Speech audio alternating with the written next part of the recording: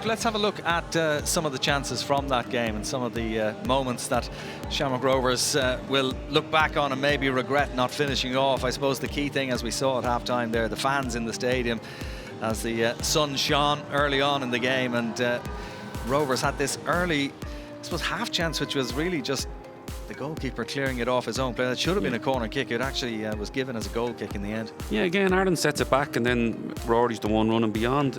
I thought he'd done that really, really well in the first half. The goalkeeper had a nervous moment there as his clearance went off Siddiqui. We could see it happening where he went and stopped and then went again, and that just indecision just allowed Gaffney to put enough pressure on, and then again indecision, and Gaffney goes all the way, puts pressure on, does great, nicks the ball. Keeper's obviously coming out to help, and he's never getting back, and it's brilliant play from Rory Gaffney. And he's probably the only mistake that Siddiqui made in the game as well. One or two. That's what Gaffney does. I played against Rory when I was here, and he gave me an awful time when I played for Shamrock Rovers, because he's willing to run in behind you. He's actually good at holding up the ball, which you said as well.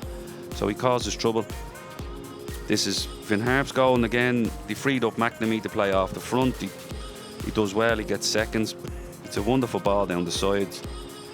Alan Manus will be disappointed with that, won't he? Do you know what? No, Alan, and you can see from his reaction, he's very disappointed, because he hasn't given him an angle there. You know, when you saw him save one in the first half where he bends his knee and blocks it, see it, and he doesn't do that. He done it here in the first half for the first chance in the first 2 minutes, and he's obviously a little bit disappointed in it. And they had this threat, you know, Olabi's pace was causing the Rovers defence one or two problems. Yeah, look, we mentioned at the time, he has the ability to get his team up the pitch, and sometimes it's by design, and other times it's he's barreling through and forcing mistakes. He backed into the defenders a lot. He unsettled them a little bit in the second half. Again, he probably just went a little bit more direct to him. Late on in the game, Rovers coming looking for that all-important winner. Gary O'Neill, bit unfortunate there. And that's, if obviously people are watching at home and you know how Shamrock Rovers play, they'll deepen you with their wing-backs and they'll deepen with your inside players, and then they're looking for cutbacks. They're looking for cutbacks and strikes from the edge of the box, and that's where, in credit to Finn Harps, they threw themselves in the way of a lot of it. Some of them they were lucky with, some Rovers were unlucky with. There was a shout for the penalty kick there, but I think the referee had a good view of it.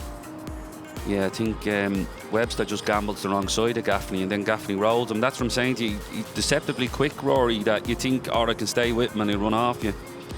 Again, Danny gets involved in the game, and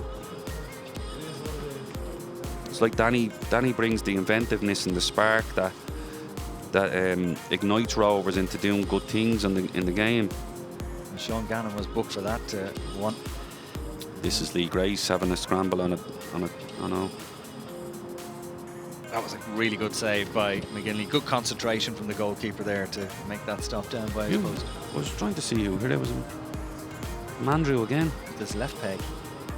Yeah, it's a very strong hand. I actually thought it hit the post from where because we were trying to look through a camera here, but it was a great strong hand. And then this seconds remaining in the game. I felt at the time that Rory might have hit it. When you see it just spill here, I thought he should have hit it, and then obviously the hesitation allows the tackle to come in. But I think Burke went for power there. Yeah, it was the sort of chance that Graham Burke would quite often put away, but he's still only maybe playing on 75%. You know, the unit came on for the last 20 minutes of the game there because they're worried about, is it the hip? No, it's his groin.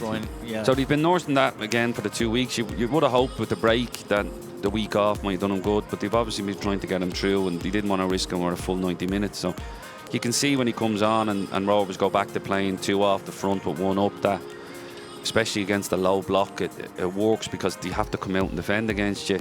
In the first half, when Finn Harps are playing forward at the back and it's open, the two lads are going to run down the sides all day. Thanks a million to Graham for your company tonight. Graham, really enjoyed that. And really enjoyed it myself. I never knew, by the way, that Graham Garland would only eat green M&Ms. That was his one demand on the night. So apart from that, he's been great. Listen, thanks for tuning in as well. We'll see you again back here at Tallght Stadium in a couple of weeks' time for the next home match. We're going to leave you with the goals from tonight's match. From Graham and myself, Con, all the team, it's bye-bye for now.